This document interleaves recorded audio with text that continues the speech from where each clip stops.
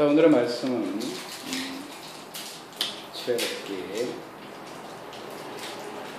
4장 10절에서 17의 말씀, 제목은 I can do it입니다.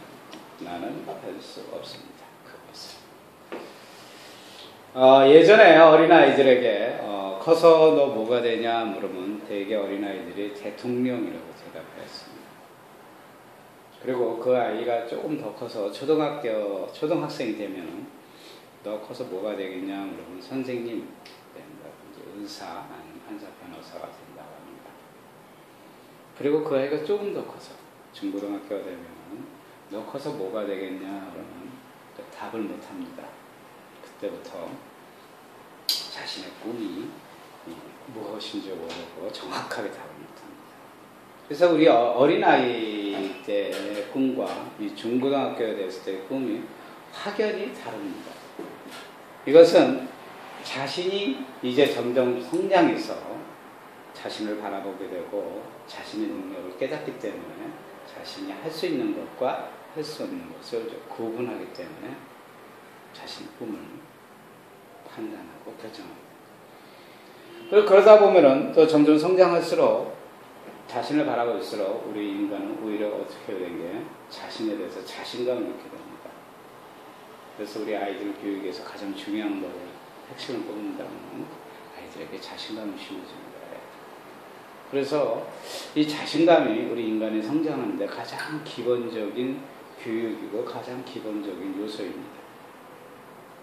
이 자신감이라는 것은 만약에 어떤 기회에 의해서 그 기회를 어떤 기회가 오더라도 그 기회를 자신으로 만드는 것입니다.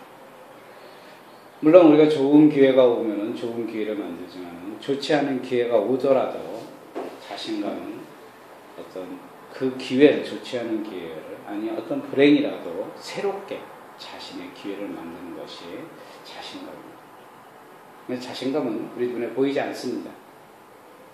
그러나 분명한 것은 우리 행동의 기본이 되고, 그래서 우리가 주어진 어떤 기회 안에서 우리를 성장시키는 가장 핵심적인 요소예요. 그런데 오늘 말씀 모세를 바라보면요, 모세는 하나님의 부름을 받고 자신감을 잃고 이렇게 대답합니다. I can do. 저는 할 수 없어요. 할 수 없어요. 이렇게 얘기합니다. 그것도 하나님께서 출애굽기 3장 11절에 보면 내가 누구간데 바로에게 가며 이스라엘 자손을 애굽에게 인도하여 내릴까? 이렇게 자신 있게 얘기합니다.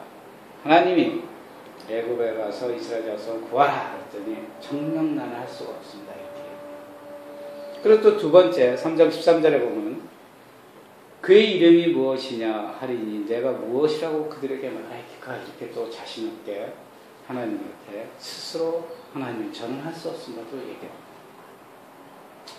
그리고 또 4장 1절에 또 와서 모세는 정말 그러나 그들이 나를 믿지 아니면 내 말을 듣지 아니고 이르기를 여호와께서 내게 나타나지 아니하셨다 하리이다 이러면서 자신의 백성들도 자신을 믿지 못한다고 또 할 수 없다고 얘기합니다. 그리고 나서 네 번째로 또 얘기합니다. 하나님이 자꾸만 불러도 나는 할 수 없다. 뭐라고 그러냐면 이번엔 핑계는 뭐냐면 나는 원래 말을 못합니다. 오늘 본문의 말씀이죠. 그리고 나서 또 오늘 본문의 13절에 보면 또 다섯 번째 얘기합니다. 주여 이제 보낼 만한 사람 보내소서. 모세는 하나님 앞에서 자신이 다섯 번째나 정말 할 수 없습니다. 할 수 없습니다. 계속 하나님의 부름을 거절합니다. 하나님의 어떤 이적과 그 모든 것을 보여주더라도 모세는 자신이 할 수 없다고 계속 하나님의 가라는 길을 거부하고 있어요. 그래서 하나님이 다섯 번이라고 할 때 하나님이 그때 화를 내게 돼요. 그래서 14절에 보면 여호와께서 모세를 향하여 노하여 화를 내게 돼요.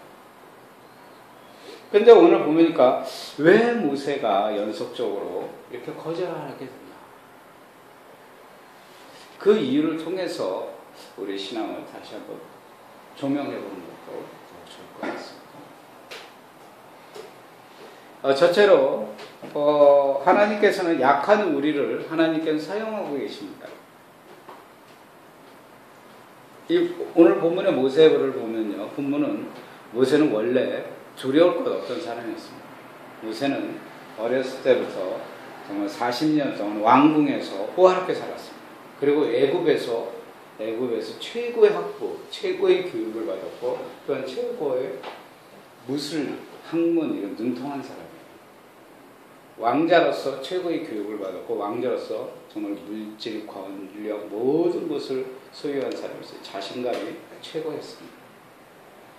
그런 모세가 오직 자신감이 충만했으면 자기 종족을 보고 그냥 가서 그 자리에서 죽일 정도로 자신감이 넘치는 사람이었어요. 그리고 나서 모세는 살인자로서 광야로 어쩔 수 없이 도망치게 됐어요. 그리고 광야로 도망치는 40년 동안 모세의 마음이 어땠을까? 맨 처음에는 모세가 이런 마음을 가졌을 것 같아요. 한 달 정도 가지면 하나님이 이제 나를 하나님의 사람으로 좀 쓰겠지 했는데 한 달이 지나고 1년이 지나도 하나님의 답이 없어요. 모세는 또 이런 마음을 가지고 그래, 1년만 있으면 나를 하나님께 사용하겠지. 그런데 1, 2년이 지나도 또 답이 없는 거예요. 5년이 지났어요. 10년이 지나도 답이 없는 거예요. 모세는 그때 당시 아마 모든 것을 포기했을 거예요. 그런데 10년, 20년 지나고 30년 지나고 40년 지나니까 모세 자체는 모든 게 다 소진된 거예요. 모든 것을 다 내려놓고 이제는 나는 아무것도 할 수 없는 노인네로 변했구나 이렇게 생각했을 겁니다. 그리고 모세 자체는 이제는 내가 무엇이든지 할 수 없다. 이런 최악의 상태가 있었습니다. 그런 모세에게 하나님이 어느 날 갑자기 40년 만에 나타나서 하나님이 그것도 바로 군대와 가서 싸워라. 그렇다고 하나님 자금력 군대도 주는 것도 아니고 상대편은 너무 강합니다. 이 나라의 왕입니다. 그러니까 산속에서 사는 사람 보고 지금 말하면 산속에서 사는 사람 보고 하나님이 가서 가서 박근혜 무너뜨려라. 이게 무너지겠습니까? 당연히 모세는 이 얘기를 듣고 당연히 할 수가 없어요. 우리가 상식적으로 이길 수가 없는 상황입니다. 그러니까 하나님이 계속 그렇게 부르니까 모세는 5번씩이나 하나님 저는 I can't 할 수 없습니다. 할 수 없습니다. 우리 누구나 모세와 같은 입장이 됐다 그러면 아마 똑같은 대답을 했을 거죠. 나는 할 수 없습니다.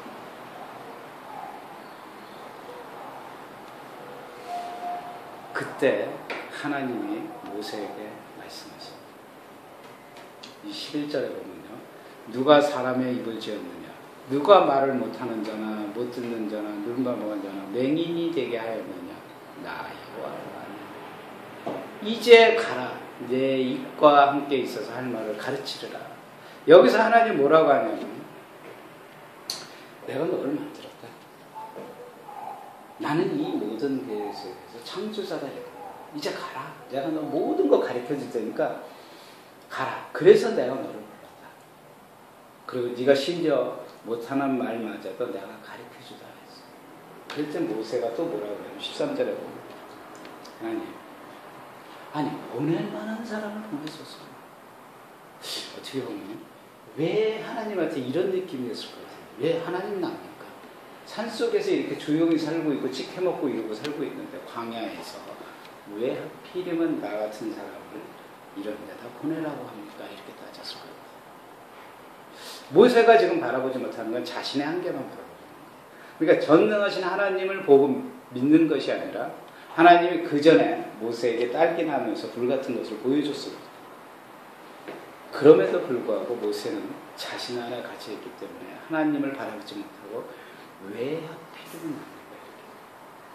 우리 신앙도 마찬가지예요. 우리 신앙도 하나님이 뭔가를 요구할 때는 왜 하필입니까? 남입니까? 이렇게 따질 수도 있다. 아니 그렇게 살고 있을 수도 있어요. 지금 하나님의 입장에서는 모세가 말을 잘하나 못하냐 그것이 중요한 게 아니에요. 하나님이 보시기에는 분명은 모세에게 사명을 줬어요. 지금 사명을 줬는데 모세는 못한다고 계속 우기는 겁니다. 우리 신앙도 보면 하나님이 우리 삶 속에서 사명을 주기도 합니다. 뭐 나름대로 다양한 사명을 줍니다. 어떤 사람은 해외에 나가서 사명을 주고, 어떤 사람은 하나님 대신으로 사명을 주고, 어떤 사람은 교회 집사로서 사명을 주고, 장로로서 사명을 주고, 성도로서 사명을 주고, 주변의 이웃을 보서 사명을 줍니다. 그런데 우리는 그 사명을 과연 올바르게 할 수 있는, 이렇게 모세처럼 I can't do it. 나는 할 수 없습니다. 이렇게 말할 수가 있다. 우리 부름의 사명을 받고 여러분이 과연 이렇게 할 수 있냐 이거죠. 그래서 이 사명의 중요성은 정말 우리가 정말 사명받은 자 사람들 얘기 들어보면 사명은요, 나밖에 할 수 없다. 그럴 때 그 사명을 이룬다고 합니다. 예를 들어서 여자 대학교 가면은 여학생들이 남자 일을 다 한다고 합니다. 모집도 하고 책상도 옮기고 다 한다고 합니다. 그런데 남자 하나만 나타나면 다들 푹 쓰러져서 약한 척을 한다. 우리 집도 마찬가지입니다. 우리 집 내가 쓰는 그 슈퍼 우먼이 계십니다. 그런데 내가 나타나면 갑자기 힘도 없고 털도 없고 아무것도 없어요. 그 사명, 내가 해야 된다는 그 생각이 없어지게 되어 있어요. 그래서 우리 신앙도 하나님 사냥, 우리도 하나님의 사냥. 그러니까 내가 할 필요가 있나? 그래서 아이캔 교회 일도 어떤 일도 하나님의 일도 보면은 내가 할 필요 없나? 저 친구가 하는데 이건 사명이 아니다 이러면서 일을 안 할 수밖에 없어요. 실은 하나님이 주신 우리의 사명 의식은 정말 나밖에 할 수 없는 것을 준다는 거예요.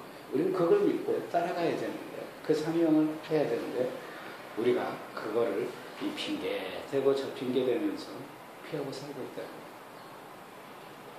혹시나 여러분께서 지금 하나님이 주신 사명이 혹시 있지 않습니까? 마음속에 뭐 생각해 주시고 그 사명을 저버리고 있지 않습니까?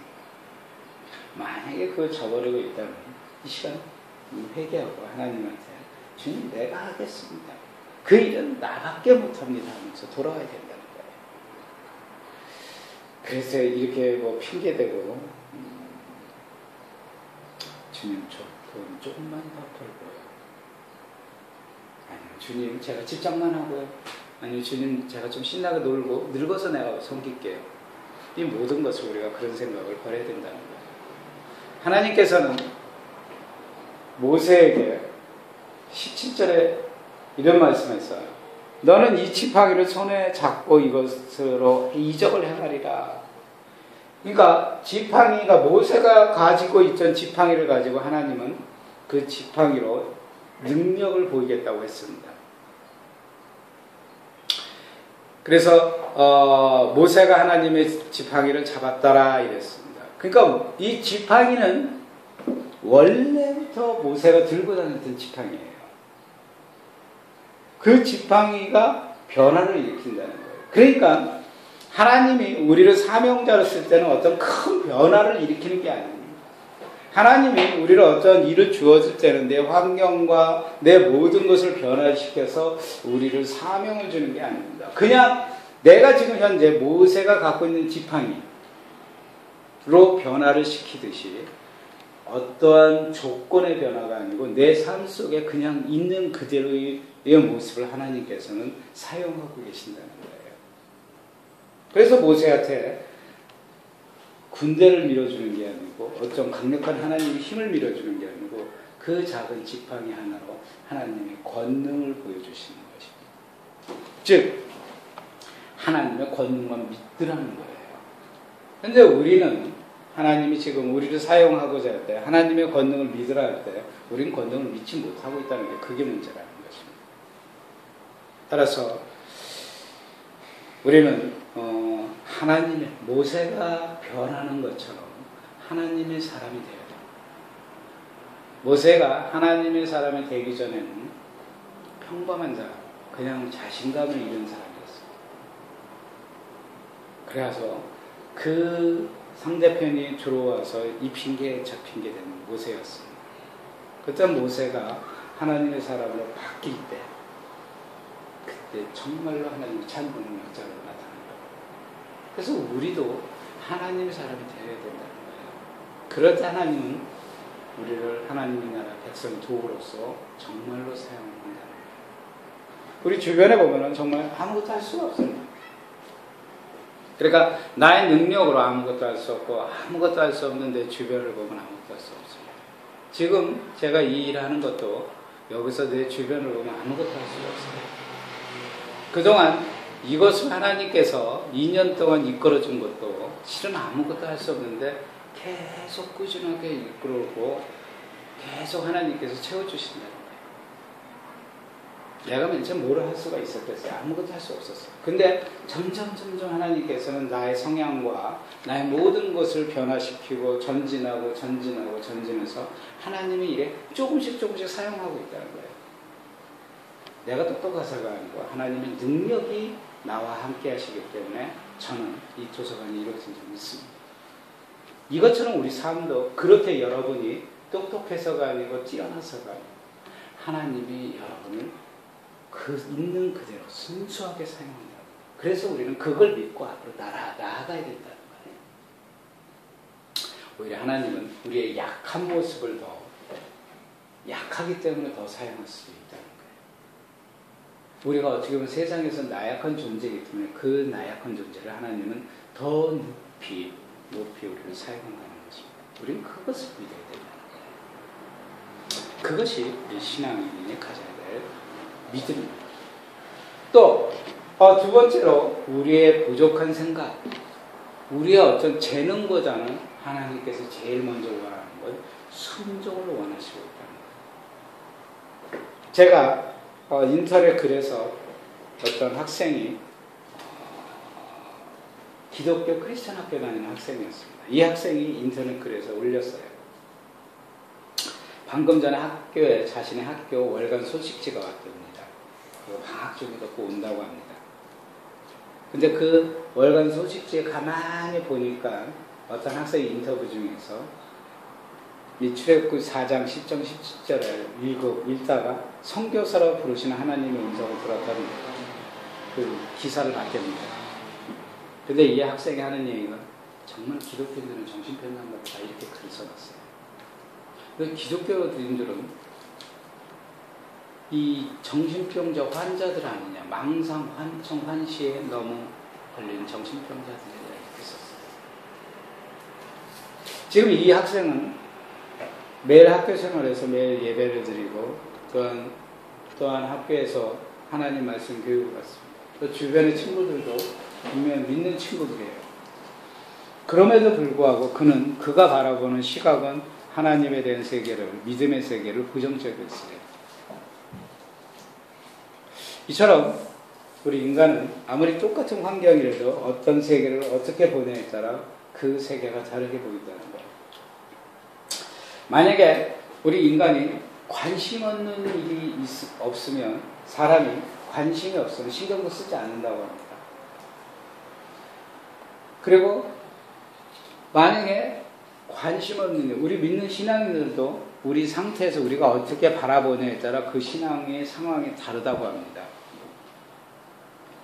그렇기 때문에 믿음의 일도 믿음도 우리가 집중하지 않으면 그만큼 주님과 동행하고 연합하는 게 힘들어요.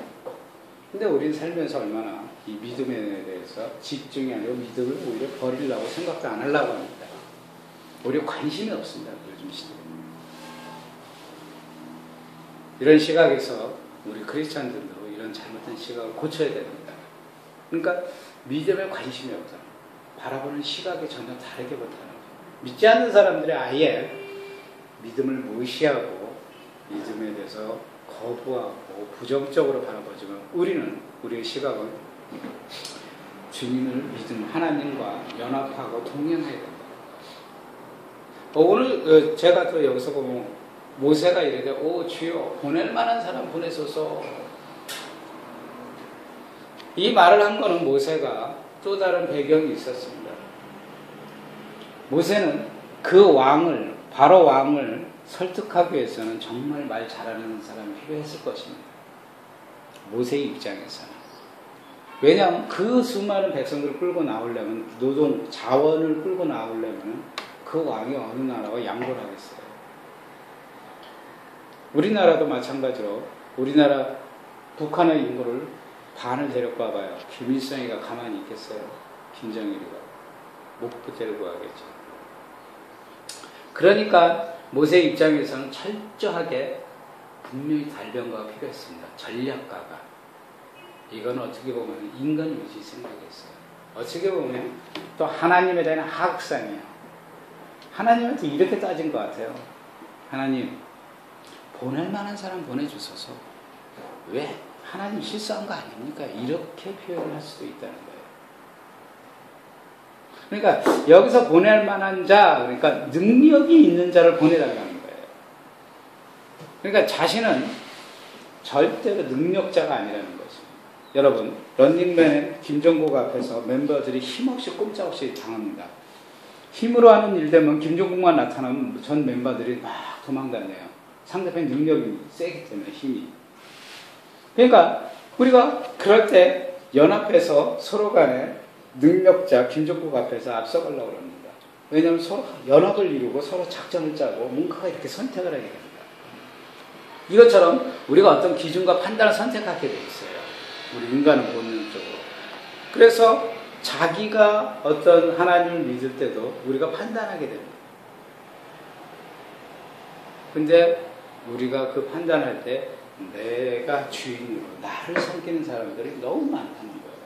하나님 입장에서 바라보는 게 아니라 하나님 생각으로 믿음으로 바라보는 게 아니라 내가 이 세상의 모든 것을 바라보고 판단함으로써 내가 신앙도 내 스스로가 신앙도 그렇게 선택한다는 거예요. 그렇기 때문에 우리가 하나님이 일을 시킬 때 내 기준으로 판단해서 나는 할 수 없습니다 이렇게 얘기해요. 하나님은 우리의 재능, 우리의 생각, 우리의 주장 그것을 바라보는 게 아니라 그냥 하나님이 원하시는 걸 그냥 순종이라는 거예요. 우리가 어떤 뛰어나서 우리가 무엇이 정말 우리 생각이 획기적으로 해서 하나님 앞에 헌신하고 그러는 것이 아니라 우리의 자 판단, 그 판단마저도 하나님은 원하시는 거예요. 그 자체에 순종하게 돼요. 이 모세 같은 경우는 말이 어눌합니다. 저 말 못합니다. 하지만 모세 문제는 진짜 문제는 자신감이 없었어요. 그리고 내가 자신감이 없었기 때문에 나의 외부 상황을 표현하면서 할 수 없다는 거예요. 그래놓고 자신감이 없기 때문에 하나님이 어떤 능력을 보여줘도 순종할 수가 없었고, 그러니까 어떤 것을 보여도 가진 핑계를 대면서 순종할 수밖에 없었던 거예요. 순종을 못하는 거예요. 우리도 하나님 앞에서 보면은 어떤 상황에도 우리는 핑계를 대면서 하나님 앞에서 순종을 해서 안 된다는 거예요. 그래서 오죽했으면 하나님이 오죽 답답했으면 이렇게 14절에 보면 이렇게 얘기해요. 여호와께서 모세를 향하여 이르시되 레위 사람 내 형 아론이 있지 않냐? 그가 말 잘하는 것을 내가 아노라. 그가 너를 만나러 나오나니 그가 너를 볼 때 그의 마음에 기쁨이 있을 것이다. 하나님께서 하도 안 한다고 하니까 준비까지 다 해놨어요. 말 잘하는 아론 형까지. 하나님께서는 우리에게 정말 계속 우리에게 하나님이 사명을 다하라고 우리한테 얘기할 때 우리가 no 할 때는 하나님은 늘 우리를 위해서 준비하고 있다.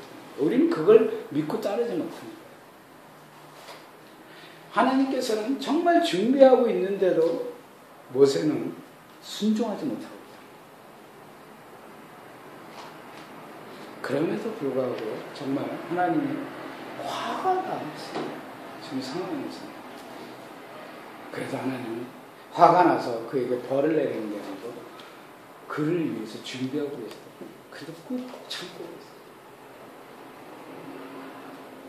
5번이나 생각해 보십시오. 내가 여러분에게 만약에 심부름을 시켰는데 5번이나 계속 하라고 하는데 계속 말안 들어봐요. 화가 날 거죠. 바로 이런 싸가지. 근데 하나님 오히려 그걸 위해서 꾹꾹 참으시면서 그 모세를 향한 그 사랑, 모세가 부족한 걸 준비해 주시는 그 사랑, 그것이 있다. 하나님께서는 지금 우리에게도 이렇게 말씀하십니다. 우리가 정말 하나님을 거역하고 딴 데로 갈 때 하나님은 참아주시고 우리를 긍휼히 여기고 계신다는 거죠. 더욱 하나님께서는 우리의 부족함을 아시고 우리의 연약함을 아시고 모세가 말 못하는 거 아론을 준비했듯이 우리 삶 속에서 내가 부족한 것을 하나님께서는 준비해 주시고 계신다는 것이죠. 하나님께서는 그러면서 이렇게 말씀해 주셨어요. 17절에 보면 하나님께서는 그 사람 모세에게 절대 그냥 보내지 않았어요. 너에게 지팡이 강한 이적을 너가 행할지라 이러면서 능력의 지팡이를 줘야 돼. 우리에게도 하나님께서는 능력의 지팡이를 주어진다는 거예요. 우리가 아무리 힘들고 어렵고 정말 앞길이 보이지 않을 때도 하나님께서는 우리에게 능력의 지팡이를 준다는 거예요. 우리는 그 지팡이를 갖고 살아야 된다.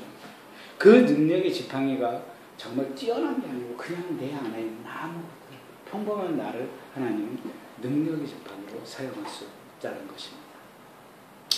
저 마지막입니다. 전혀 제가 딴 얘기하겠습니다. 어떤 신자가 사업을 하다가 크게 실패하고 비관에 빠졌어요. 그래서 목사님한테 찾아가서 목사님한테 자신이 이렇게 실패하고 이제는 아무것도 없습니다. 이렇게 목사님한테 물었습니다. 그랬더니 목사님이 물었어요. 남은 것이 조금 더 없습니까? 아직 집과 재산이 조금 있지만 조만간에 다 차다가 아무것도 없어집니다. 그랬더니 또 목사님 그럼 그 외에도 없습니까? 아내와 자식은 있지만 사업에는 도움이 안 됩니다. 그러면 또 다른 거 없습니까? 친구 몇 명이 있습니다. 그런데 그 친구들마저도 내가 만약에 망한다면 저를 떠날 것입니다. 또 목사님은 그 외에도 없습니까? 이제 몸에 입은 것밖에 없습니다. 목사님 또 물어봤어요. 또 없습니까? 이제 내 몸뚱아리 하나 남아 있습니다. 또 물어봤어요. 또 없습니다. 그랬더니 이스번이 하는 말 아무것도 없습니다. 내 목사님이 이렇게 물어봤습니다. 당신 안에는 예수님이 없습니다. 우리 안에는 예수님이 계시오. 우리가 아무것도 할 수 없고 우리가 아무것도 할 수 없지만 우리 안에는 예수님이 있어요. 우리가 부족한 것 정말 너무 많고 많지만 우리 안에는 하나님이 함께하고 계시다. 지금 당장 내 눈이 축복이 안 보이고 내 일이 너무 힘들고 내 눈앞에 당장 불행하게 보이더라도 우리 안에는 하나님이 함께 지금 진행하고 계시다. 우리는 그걸 믿고 크리스찬으로서 자신감 있게 살아갑니다. 기도합시다. 모든 사람들이 하나님의 자녀입니다. 그럼에도 불구하고 우리가 하나님 앞에 나와서 하나님이 주신 사명을 잊고 우리가 살아갈 때가 너무나 많습니다. 주님, 우리가 정말 하나님 앞에서 모든 걸 부정하고 할 수 없다고 할 때 주님께서 우리를 모세에게 능력의 지팡이를 주었듯이 우리 삶 속에서 능력의 지팡이를 주어서 하나님 영광 안에 함께 살아가도록 인도하여 주시옵소서. 정말 모세에게 말이 어눌해서 못했다고 할 때 아론 형을 준비한 거죠. 우리 인생 가운데 주님께서 우리를 세밀히 우리를 살펴주셔서 우리가 무엇이든지 할 수 있음을 만약 우리의 주님이 주신 사명을 정말 기쁘게 감당하도록 주의 인도하여 주시옵소서. 이제 우리의 약함마저도 주님 받아주시고 우리의 약함이 하나님 앞에서 강함에 사용되길 믿사오니 우리를 구원하신 예수님의 이름으로 기도합니다. 아멘.